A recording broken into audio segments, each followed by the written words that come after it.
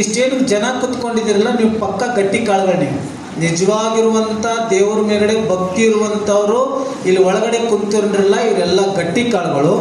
ಹೊರಗಿಂದ ನಡೀತಿತ್ತೋ ಇಲ್ಲೋ ಅಂತ ತಿಳ್ಕೊಂಡು ಕಿಟಕಿಯಾಗಿ ಸೌಂಡ್ ಕೇಳಕತ್ತಾರಲ್ಲ, ಅವು ಜೋಳ ಕಾಳುಗಳು.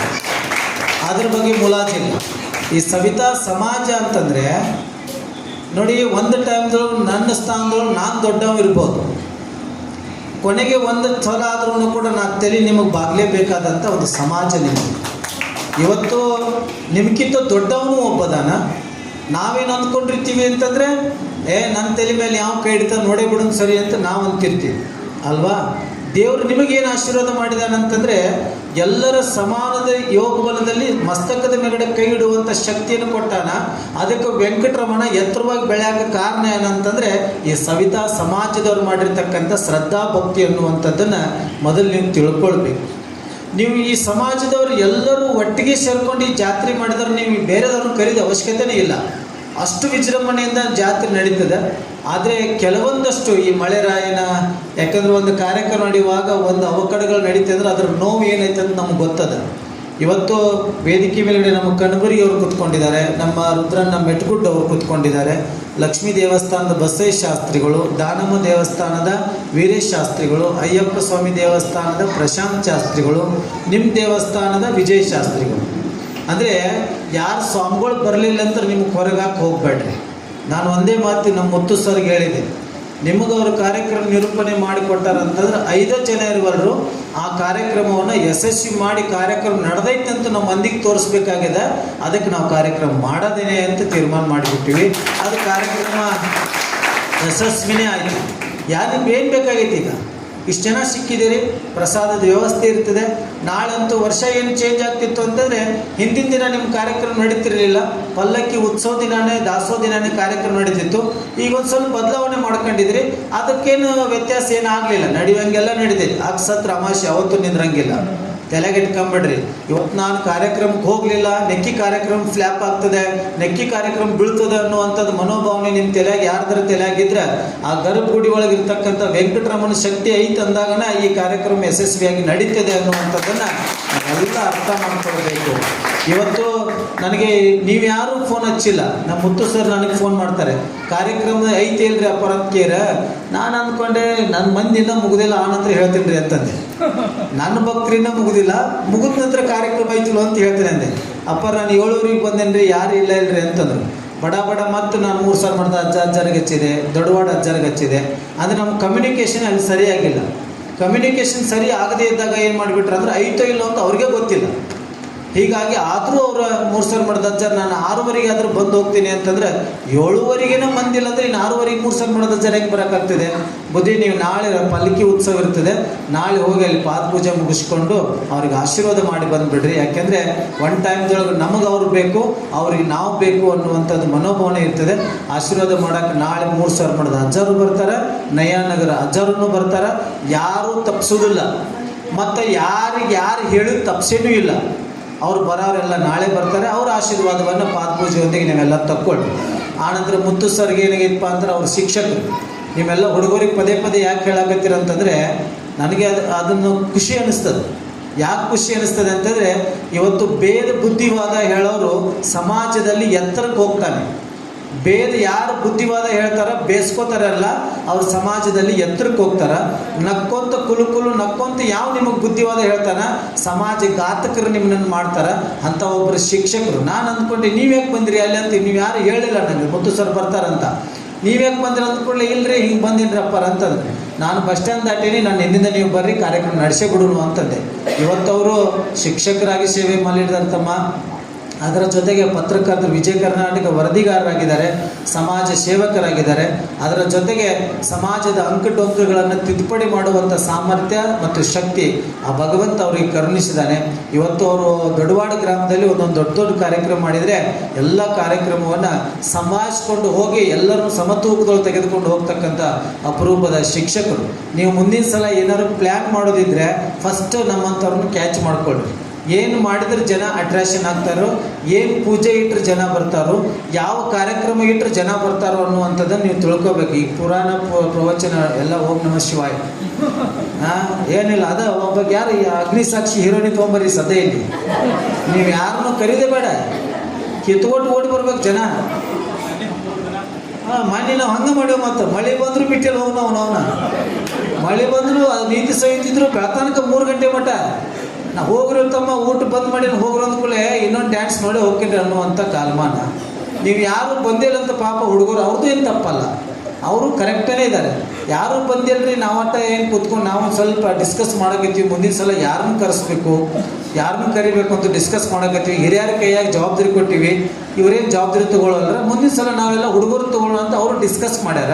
ಅದೊಂದು ಖುಷಿ ತಂದಂಥ ವಿಷಯ.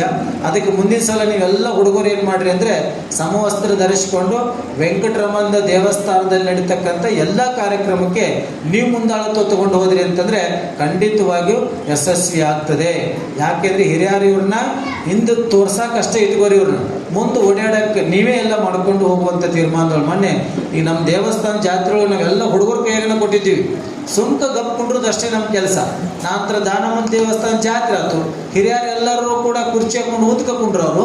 ಆ ನಂತರ ಹುಡುಗರೆಲ್ಲ ಓಡಾಡೋರು. ಅಂದ್ರೆ ಒಂದ್ಸಲ ನಿಮ್ಮ ಕೈಯಾಗ ಕೊಟ್ಟರು ಅಂತಂದರೆ ಖಂಡಿತವಾಗೂ ಈ ದೇವಸ್ಥಾನ ಅಭಿವೃದ್ಧಿ ಆಗತ್ತೆ.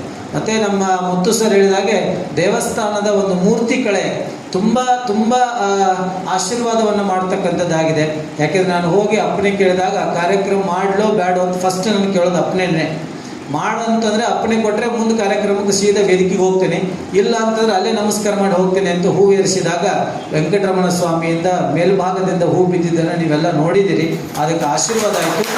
ಜೊತೆಗೆ ಈ ಕಾರ್ಯಕ್ರಮ ಯಶಸ್ವಿ ಆಯಿತು.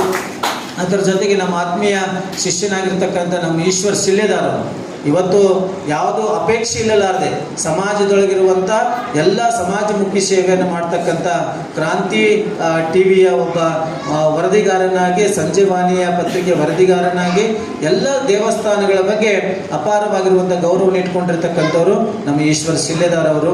ಯಾಕಾಗ ಕೋಯ್ ಅಂದ್ರೆ ಕೊಡ್ಲೆ ಬೆಂಗಳೂರಾಗ ಹೋಗಿದ್ದೆ ನಾನು, ಆನಂದ್ ಗುರುಜಿಯವ್ರ ಕಾರ್ಯಕ್ರಮಕ್ಕೆ ಹೋಗಿದ್ದೆ. ಹುಡುಗರು ಸಿಕ್ಕಾಪಟ್ಟಿ ದಂಧೆ ಮಾಡ್ತಾಯಿದ್ರು. ಆನಂದ್ ಗುರುಜಿಯವ್ರು ಮಾದೇಶ ಅವ್ರನ್ನ ಗಪ್ ಕುಡ್ಸಪ್ಪ ಅಂತಂದರು. ಭಾಷಣ ಕೊಡಿ ನನ್ನ ಕೈಯಾಗ, ನಾವು ಗಪ್ ಕುಡಿಸ್ತೀನಿ ಅಂತಂದೆ. ಆ ನಂತರ ಏನಿಲ್ಲ ಡೈರೆಕ್ಟ್ ಬೇಕಾದ್ರೆ ಕುಂಡ್ರಿಪ್ಪ ಸಾಕಾರ ಎದ್ದು ಹೋಗ್ರಿ. ಆ ನಂತರ ನೀವೇನಾರು ಆವಾಜ್ ಮಾಡೋಕ್ಕಾದ್ರೆ ಕೊಯ್ ಅಂದ್ರೆ ಕೊಡ್ಲೆ ನೋಡಂತಂದ್ಬಿಟ್ನಿ. ಈ ಸ್ವಾಮಿನ ನೋಡಿ ಅವ್ನು ಎದ್ದು ಹೋಗಿ ನಾವು ಹೋಗಿ ವೆದ್ಕಿ ಬಿಟ್ಟು ಇಳಿದು ಮಟ್ಟನೂ ಕೂಡ ಒಬ್ಬರ ಕೊಯ್ ಅಂದ ನನ್ನ ಕೊಯ್ಯ ಇಲ್ಲ. ಅಂದರೆ ನಮ್ಮ ಉತ್ತರ ಕರ್ನಾಟಕ ಭಾಷೆ ಹಿಂಗೆ, ಆ ಕಡೆ ಭಾಗದೊಳಗೆ ಭಾಷೆ ಹಂಗೆ. ಆದರೆ ನಾವೇನು ಮಾಡ್ತೀವಿ, ಲಘುನ ನಂಬ್ತೀವಿ, ಲಘುನ ಮೋಸ ಆಗ್ತೀವಿ. ಅವ್ರು ಹಂಗಲ್ಲ, 10 ಸಲ ವಿಚಾರ ಮಾಡಿ ಮನುಷ್ಯರು ನಂಬ್ತಾರೆ, ಲಾಭ ಇಟ್ಕೊಂಡನ ಮನುಷ್ಯರು ನಂಬ್ತಾರೆ. ನಾವು ಲಾಭ ಇಟ್ಕೊಳ್ಳಾರ್ದೆ ಮನುಷ್ಯರು ನಂಬುವಂಥ ಕಾಲಮಾನ ನಮ್ಮದು. ವೆಂಕಟರಮಣ, ಪದ್ಮಾವತಿ, ಅದರ ಜೊತೆಗೆ ಹೊರಗಡೆ ಇರ್ತಕ್ಕಂಥ ಎಲ್ಲ ಪರಿವಾರ ದೇವತೆಗಳ ಪ್ರತಿಷ್ಠಾಪನೆ ಇವತ್ತು ಬೆಳಗ್ಗೆನೂ ಕೂಡ ಹೋಮ ಹವನಾದಿಗಳು ನಡೆದಿದೆ. ನಾಳೆ ವಿಶೇಷವಾಗಿ ಕನಕಾಭಿಷೇಕ. ಯಾರ್ಯಾರು ಎಷ್ಟೆಷ್ಟು ಬಂಗಾರ, ಬೆಳ್ಳಿ, ವಜ್ರಗಳನ್ನು ಭಕ್ತಿ ಕಾಣಿಕೆಯಾಗಿ ಕೊಡ್ತಿರಲ್ಲ ಅದೆಲ್ಲ ಅರ್ಚಕರಿಗೆ ಅರ್ಚಕರು ತಗೋತಾರಂತ ಕೂಡ ಅವ್ರು ಖುಷಿ ಪಟ್ರು ನಮ್ಮ ವಿಜಯ ಶಾಸ್ತ್ರಿಗಳು. ನಾಳೆ ಕನಕಾಭಿಷೇಕಕ್ಕೆ ಇವ್ರು ಯಾರು ಬರೋದಿಲ್ಲ, ಅಲ್ಲಿ ಹಾಲು ಇಟ್ಟೋತಮ್ಮ ಹಾಲು ಬಡ ಸುರಿ ಅಭಿಷೇಕ ಮಾಡಿ ಹೋಗೋಣ ಮಂದಿ ನೀವು. ಕನಕಾಭಿಷೇಕ ಅಂತಂದರೆ ಬಂಗಾರದ ಅಭಿಷೇಕ ಅಂತ ಅರ್ಥ. ಬಂಗಾರದ ಗಿಲಿಟಾಗಿರ್ಬೋದು, ಬಂಗಾರದ ನೀರನ್ನು ತಿರುಪತಿ ವೆಂಕಟರಮಣಿಗೆ ಸಮರ್ಪಣೆಯನ್ನು ಮಾಡ್ತಕ್ಕಂಥದ್ದು ಕೂಡ ನಾವೆಲ್ಲ ತಗೊಳ್ಬೇಕು. ನೀವು ಪ್ರತಿನಿತ್ಯ ನಿಮ್ಮ ಸಮಾಜದವರು ಅಷ್ಟೇ ಶ್ರದ್ಧಾಭಕ್ತಿಯಿಂದ ಬೆಳಗ್ಗೆ ಎದ್ದು ಕೂಡಲೇ ಬಂದು ಆ ಸ್ವಾಮಿಯ ಸೇವೆಯನ್ನು ಮಾಡಿರಿ. ಇವತ್ತು ವೆಂಕಟರಮಣ ದೇವಸ್ಥಾನದೊಳಗೆ ನಾವು ಹೋಗಿ ದರ್ಶನ ತಗೊಳ್ಬೇಕು ಅಂತಂದರೆ ಸತ್ಯವಾಗಲೂ ಆಗಲ್ಲ. ಯಾಕಾಗಲ್ಲ ಅಂತಂದರೆ ವೆಂಕಟರಮಣ ಪ್ರತಿರೂಪವೇ ಇವತ್ತು ನೀವು ಇಲ್ಲಿ ಪ್ರತಿಷ್ಠಾಪನೆಯನ್ನು ಮಾಡಿದ್ದೀರಿ. ಆನಂತರ ಪ್ರತಿ ಹುಣ್ಣಿಮೆ ಮತ್ತು ಅಮಾವಾಸ್ಯೆ ಬಂದಾಗ ಇಲ್ಲಿ ಏನು ಮಾಡ್ಕೊಳ್ರಿ ಅಂದರೆ ಪ್ರಸಾದದ ವ್ಯವಸ್ಥೆ ಮಾಡ್ಕೊಳ್ರಿ. ನೀವು 5 ಜನ ಊಟ ಮಾಡುವಲ್ರಿ ಅಕ್ಕ, ಪ್ರಸಾದದ ವ್ಯವಸ್ಥೆ ಮಾಡಿರಿ. ಪ್ರತಿ ಅಮಾವಾಸ್ಯೆ ಮತ್ತು ಹುಣ್ಣಿಮೆ ದಿನ ಪಾಲಿಕೆ ಉತ್ಸವ ಗರ್ಭಗುಡಿಯಿಂದಲೇ ಪ್ರದಕ್ಷಿಣೆ 5 ಪ್ರದಕ್ಷಿಣೆಯನ್ನು ಮತ್ತು ಕಮಿಟಿಯವರಲ್ಲಿ ನೀವು ಹಂಗೆ ಏನೋ ಜಾತ್ರೆ ಬಂದಾಗ 5 ದಿನ ಓಡಾಡೋದು, ಆನಂತರ ಖರ್ಚು ಮಾಡ್ಕೊಳ್ಳೋದು. ಖರ್ಚು ತೋರ್ಸಂಗಿಲ್ಲ, ಬಿಡೋಂಗಿಲ್ಲ. ಮುಂದಿನ ವರ್ಷ ಅದು ಇದ್ದೋ ಇಲ್ಲೋ ಅಂತ ಗೊತ್ತಾಗೋಂಗಿಲ್ಲ. ನೀವು ಕಿಶೆದಾಗ ಇಟ್ಕೊಂಡು ಹೋದ್ರಿ, ಈ ಸಲ ನಮ್ಮ ಚೇರ್ಮನ್ ಕುಂತಾನ ಎಷ್ಟು ಹೊಡೆದು ಅಂತ ನೀವು ಬೇಕು ಅಂತ ಅಡ್ಡಾಡೋದು, ಅದು ಯಾವನು ಬೇಕಾಗೈತಿ? ಏನಿಲ್ಲ ಇರ್ತಮ್ಮ, ಎಲ್ಲ ನಕ್ಕೊಚ್ಚೋಡ. ಇವತ್ತು ಜಾತ್ರೆ ಮುಗಿತ್ಯಾ ಸರಳ ನಾಳಿಂದ ಲೆಕ್ಕ ಕೊಡಬೇಕು, ಎಷ್ಟು ಉಳಿತ್ಯಾ ಪ್ರತಿ ಅಮಾವಾಸ್ಯೆ ಹುಣಿಗವ ಅಲ್ಲಿ ಏನು ಮಾಡ್ಕೋಬೇಕು, 5 kg ಅಕ್ಕಿ ಹಾಕೋ ಲೆಕ್ಕ. ಅದಷ್ಟು ಅನ್ನ ಮಾಡಿರಿ, ಅಂತ ಸಾಂಬಾರು ಮಾಡಿರಿ, ಪಾಲಿಕೆ ಐತಿ, ಆ ಪ್ರದಕ್ಷಿಣೆ ಗುಡಿ ಸುತ್ತಲೂ ಕೂಡ ಪಾಲಿಕೆ ಸೇವೆ ಮಾಡಿಸ್ರಿ. ಬಂದಂಥವ್ರು 5 ಜನಕ್ಕೆ ಊಟ ಮಾಡಿ ಹೋಗ್ರಿ. ಮುಂದಿನ ಅಮಾವಾಸ್ಯೆಗೆ ಹೊಡೆದ್ರೆ 10 ಜನ ಆಗ್ತಾರೆ. ಇದು ನೀವು ಎಲ್ಲರೂ ಸಮಾಜರು ಕೂಡಕ್ಕೆ ಒಂದು ಟೈಮ್ ಆಗ್ತದೆ. ನೀವು ರಾತ್ರಿ 11 ಗಂಟೆ ಮಟ್ಟ ನಿಮ್ಮ ಅಂಗಡಿ ಒಳಗೆ ನೀವು ದುಡಿದು ಹೋಗಿ ಡುಸ್ ಅಂತ ಬಿದ್ದರೆ ಸಾಕಂತಂದ್ರೆ ನಿಮ್ಮ ದೇವಸ್ಥಾನ ಇಲ್ಲೇ ಬೀಳ್ತದೆ. ಇದೇನು ಮ್ಯಾಲೆ ಹೇಳೋದಿಲ್ಲ.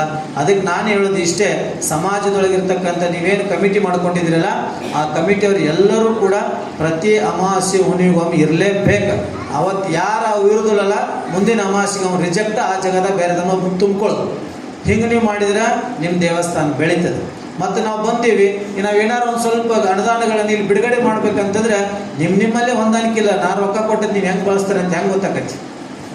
ಅದಕ್ಕೆ ಮೊದಲು ಅದನ್ನ ತಾಳ್ಮೆ ಸಹನ ಶಕ್ತಿಯನ್ನು ಕೊಡ್ರಿ, ಹೊಂದಾಣಿಕೆಯಿಂದ ಇರ್ರಿ.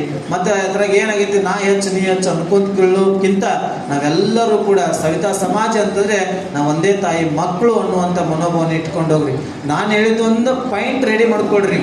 ಪ್ರತಿ ಅಮಾವಾಸ್ಯೆಗಿಂತ ಮಾಡಿರಿ. ನಿಮ್ಮ ಮುಂದಿನ ವರ್ಷ ಜಾತ್ರೆ ನೀವು ಯಾರನ್ನೂ ಕರೀದ ಅವಶ್ಯಕತೆ ಬರೋದಿಲ್ಲ. ತಾನಾಗಿನೇ ಎಲ್ಲ ಸೇವೆಯನ್ನು ಮಾಡ್ತಕ್ಕಂಥ ವ್ಯಕ್ತಿಗಳು ಬರ್ತಾರೆ.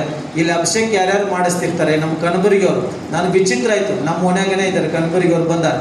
ಆನಂತರ ನಾನು ಕೇಳಿದ ವೆಂಕಟರಮಣ ಬಗ್ಗೆ ಬಹಳ ಗೌರವ ಇಟ್ಕೊಂಡಿರ್ತಕ್ಕಂಥವ್ರು, ಶ್ರದ್ಧಾ ಭಕ್ತಿನ ಇಟ್ಕೊಂಡಿರ್ತಕ್ಕಂಥವ್ರು. ಅವ್ರ ತಾಯಿಯವರು ಬಂದಿದ್ದಾರೆ, ಅವ್ರ ಮಕ್ಕಳು, ಅವ್ರ ಹಳೆಯರು, ಅವ್ರ ಮಿಸ್ಸಸ್ಸು ಎಲ್ಲರೂ ಬಂದಿದ್ದಾರೆ ಇವತ್ತು.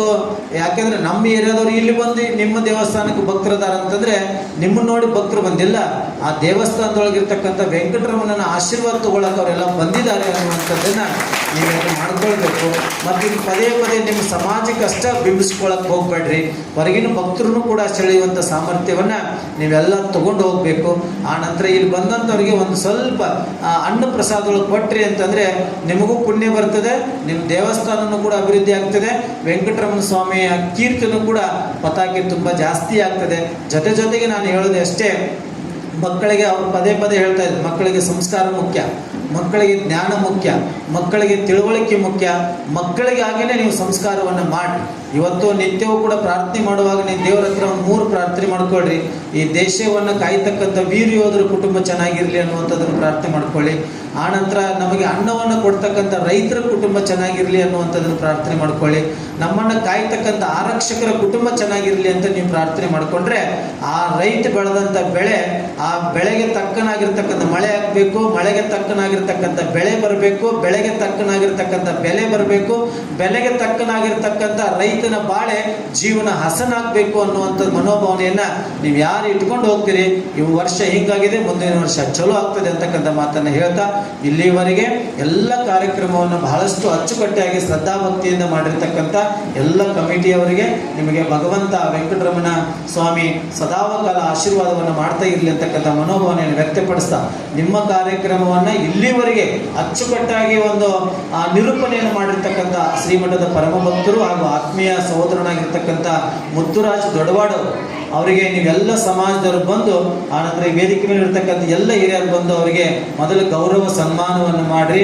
ನೋಡ್ರಪ್ಪ ನಮ್ಮದು ಈಗ ಬೆಳೆಸಾಕತ್ತವ, ಮುಂದಿನ ಸಲ ಬಂದು ನೀವಾಗೇನೆ ಲಘುನನ್ನ ಬಂದು ಟೇಬಲ್ ಮೇಲೆ ಕೂತ್ಕೊಂಡು ಎಲ್ಲ ಚಾಟನ್ನು ರೆಡಿ ಮಾಡ್ಕೊಳ್ರಿ. ಹಂಗೆ ನಾವು ಮಂದಿ ಕೂಡ್ತೀವಿ ಅನ್ನುವಂಥದ್ದನ್ನು ಲೆಕ್ಕಾಚಾರ ಹೇಳ್ರಿ. ಮುಂದಿನ ಸಲ ಒಬ್ಬರು ಚಲೋ ಹೀರೋಯಿನ್ ನಾ ಫ್ರೀಯಾಗಿ ಕೊಡ್ತೇನೆ. ಮುಂದಿನ ಸಲ ಈಗಲ್ಲ, ಈಗ ಬಜೆಟ್ ಇಲ್ಲ, ಇನ್ನು ನಮ್ಗೆ MP ಎಲೆಕ್ಷನ್ ಆಗಬೇಕು, ಆ ರಿಸಲ್ಟ್ ಬರಬೇಕು. ಆವಾಗ ಬಂದಾಗ ಯಾರು ಅವಾಗ ಕೊಡಿಸ್ತೀವಿ. ಈಗ ನಮ್ಮ ಮಾತು ಕೇಳಿ ನೀವು ಪ್ರತಿ ಅಮಾವಾಸ್ಯೆವನಿಗೆ ದಾಸೋಹ ಇಟ್ಟರೆ ಮುಂದಿನ ಸಲ ನಡೀತಕ್ಕಂಥ ಒಬ್ಬ ಹೀರೋಯಿನ್ ಕರೆಸುವಂಥ ಖರ್ಚನ್ನು ನಾನು ಸ್ವತಃ ನಿಮ್ಗೆ ಕೊಡ್ತೀನಿ. ಅವ್ರನ್ನ ಕರೆಸೋ ಜವಾಬ್ದಾರಿ ಮಾಡೋಣ. ಸಮಾಜ ಎಲ್ಲರಿಗೂ ಬೆಳೀಲಿ. ಮತ್ತು ನೀವು ಹೆಂಗೆ ವಿಚಿತ್ರದಂದ್ರೆ ನಮ್ಮ ಜಾತ್ರೆಗೆ ಕರೆದ್ರೆ ಒಟ್ಟು ಬರೋಂಗಿಲ್ಲ. ನಾವು ಒಳ್ಳೆ ನಮ್ಮ ವಿಠಲ್ ಕೊಡ್ಸಾಕ ಕೇಳೋದಾಗ್ತೈತಿ. ನಮ್ಮ ಜಾತ್ರೆಗೆ ಬಂದು ನಿಮ್ಮ ಸಮಾಜರು ಬಂದು ದುಡಿಬೇಕು. ನಿಮ್ಮ ಸಮಾಜಕ್ಕೆ ಏನಂತ ನಿಮ್ಮ ಜಾತ್ರೆಗೆ ಬಂದು ನಾ ದುಡಿತೀನಿ. ನಾ ದುಡಿಲ್ಲ ಅಂದ್ರೆ ನೀವು ಕೈ ಹಿಡಿದು ಕೇಳಿದ್ರೆ ನನ್ನ ಜಾತ್ರೆಗೆ ನೀವು ದುಡಿಲಿಲ್ಲ ಅಂದ್ರೆ ಅರ್ಥ ಬಿಡಂಗಿಲ್ಲ. ಬಿಟ್ಟು ಹಾವನೆ ಬಿಡ ಮತ್ತ ನೋಡಿ ಈಗ ವಿಚಾರ ಮತ್ತೆ. ಯಾಕಂದ್ರೆ ಈಗ ಎಸ್ ಅಂದ್ರೆ ಎಸ್, ನೋ ಅಂದ್ರೆ ನೋ. ಯಾಕಂದ್ರೆ ನಮ್ಮ ವಾರ್ಡ್ ಮೆಂಬರ್ ನಮ್ಮ ವಿಜಯ್ ಸಾವ್ಕಾರ್ ಅದಾರ, ಗೊತ್ತೈತಿಲ್ಲ? ವಿಜಯ್ ಸಾವ್ಕಾರ್ ಯಾರು ಬರಬಾರ್ರಿ ನಿಮ್ಮ ವಾರ್ಡರ್ ಅಂತ ಹೇಳಕ ಸ್ವಲ್ಪ ಭಾಲು ಅಂದ್ಬಿಟ್ರೆ ಮುಗಿದೋದು. ಅದು ಹಂಗೆ ಇರ್ತಿತ್ತು. ಮತ್ತು ಅದ ನೋಡಿ ಅವರು ಇಲ್ಲದೇ ಇದ್ರು, ಅನುಪಸ್ಥಿತಿಯಲ್ಲಿದ್ರು ಕೂಡ ನಮ್ಮ ವಿಜಯ್ ಗೋಳಣ್ಣವ್ರನ್ನ ನಾನು ಸ್ಮರಣೆಯನ್ನು ಮಾಡ್ತೇನೆ. ಅವ್ರ ವಾರ್ಡ್ನೊಳಗೆ ಇನ್ನೂ ಅಭಿವೃದ್ಧಿ ಕೆಲಸ ಮಾಡಬೇಕು, ಇನ್ನೂ ಮಾಡಿಸ್ಕೊಡ್ರಿ. ಅದರ ಜೊತೆಗೆ ಒಂದು ಹೆಚ್ಚು ಸಪೋರ್ಟ್ ನಿಮಗೆ ಸಿಗಲಿ ಅಂತಕ್ಕಂಥ ಮಾತನ್ನು ಹೇಳ್ತಾ ನಿಮ್ಮೆಲ್ಲರಿಗೂ ಕೂಡ ಒಳ್ಳೆಯದಾಗಲಿ. ಸರ್ವೇ ಜನ ಸುಖಿನೋ ಭವಂತು.